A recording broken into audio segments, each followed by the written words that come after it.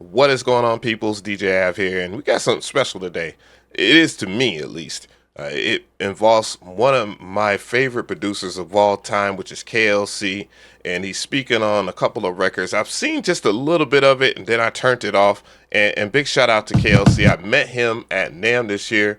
Big shout out to EA Ski and DiBiase too, because it was a fairly interesting conversation that we had together.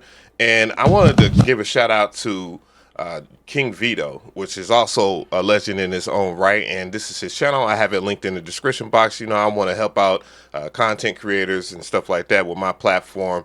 But he did an interview with KLC that we're going to get into right now. So let's get into it.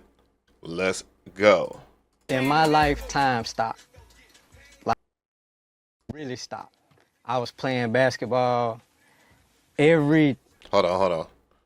There we go. When this dropped, in my lifetime stopped. Like, time really stopped. I was playing basketball. Every gym I went to, they was beating on the bleachers, saying whatever they school was in that cadence. Those drums. That was the first time I used that snare on the record. Yeah. Where was you at? That's why they call it, like, they literally gave that the name of soldier snare. Yeah. There ain't nothing but a jazz brush snare. Okay. But they call it became the soldier snare. That's why, like, I'll never forget when we did that record. I was working on the beat. P was in the booth recording Craig B. C Murder was right there. So when I kind of finished, I said, see, listen to this shit. See, put it on.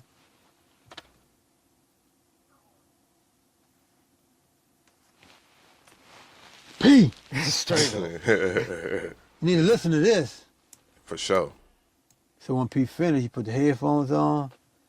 He was vibing. Just can't on him and so. Man, put this one here up. Let's get on this one here. So we stopped that one. That's when you know you got one. Bitch. He laid the hook. He laid his verse. Silk walked in. Did his thing. C did his thing. And this when I first found out the not giving a fuck about quality. He said it, not me. He said it, not me. Now, just to give context, first off, No Limit Soldier, this record was hard in the mug. Pause. But one of the things that I liked about the record in itself, and this is something that we've talked about on many occasions on this channel, one of my first quote-unquote viral videos was me going off talking about, you know, the sound quality and all this other stuff. I know it's like a extremely hot topic in our space, if not one of the most sensitive things in our space. But when I say sound quality, it doesn't matter, bruh. It does matter to a certain extent. Like picking out good sounds, absolutely. You know, understanding how to level stuff and to make stuff sound good. You know, I'm not going to get into all the arbitrary or technical terms. That definitely does matter.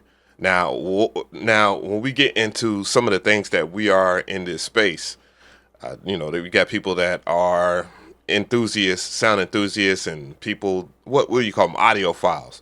A lot of those are in this space. I get it. Or it's a select few, because if you're an audiophile, you're paying you're used to paying a band, 2 bands, 3 bands, 4 bands for an EQ, audio interface. Your audio interface is probably about 1,600 and stuff like that. But, you know, what a lot of people miss when we talk about sound quality in this space is that they don't realize that the general audience doesn't care if your joint is mixed and mastered by whomever.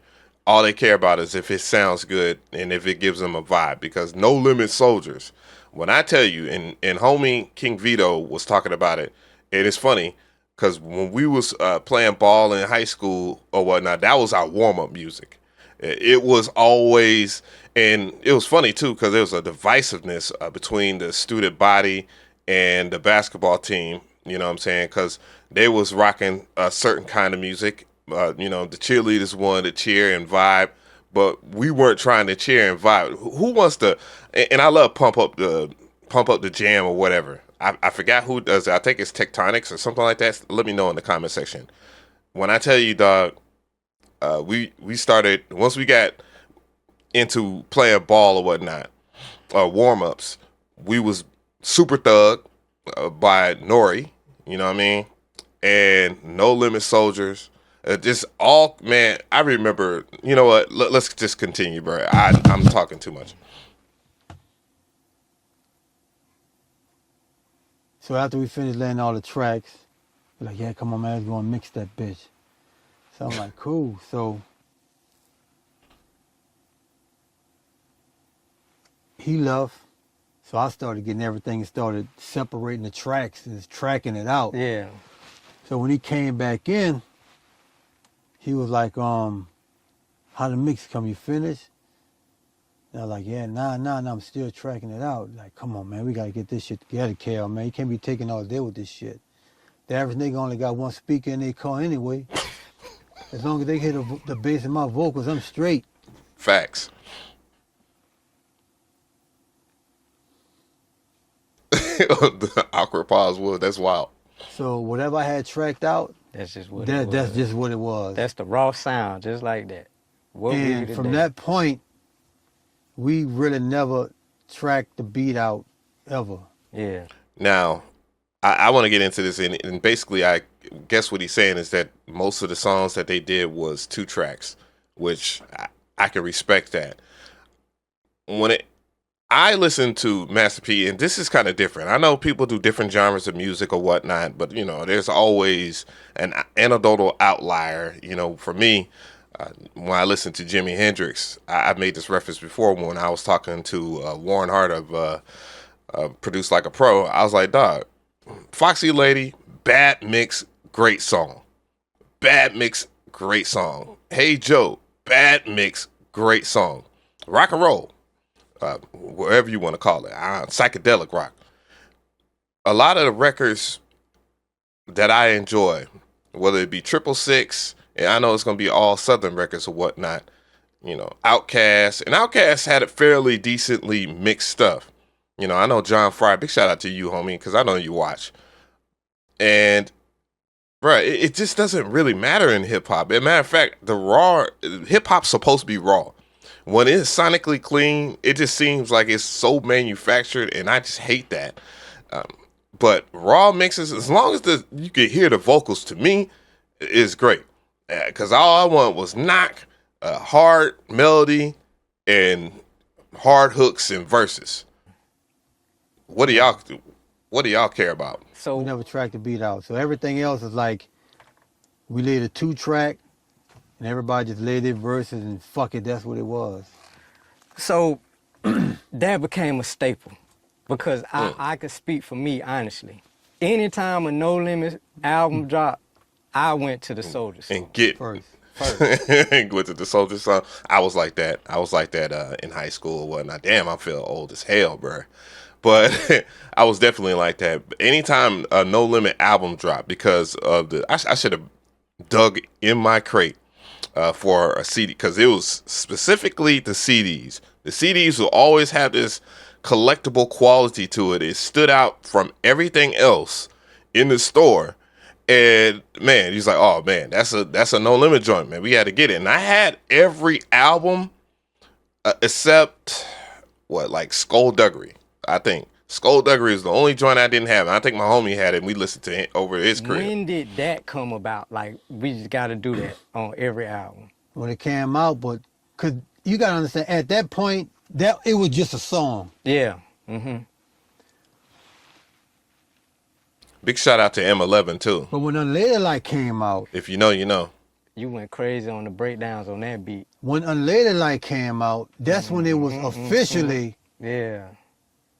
classified. Like, that's when we actually, okay, these are official Soldier records.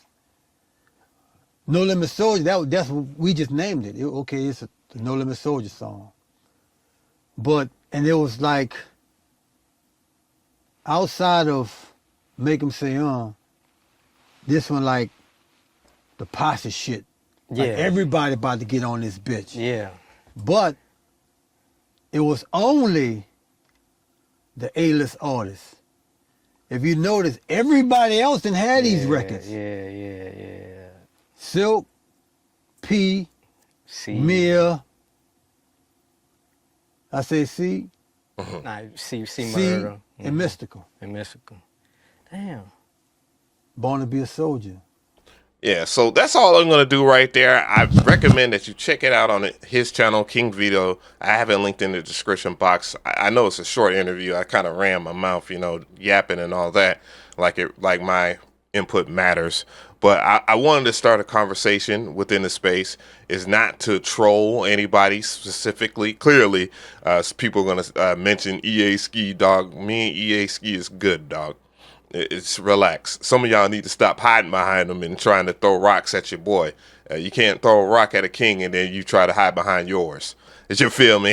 The king's talk over here, baby. But yeah, good conversation. I definitely want to hear from you guys in the comment section how you feel about this KLC joint.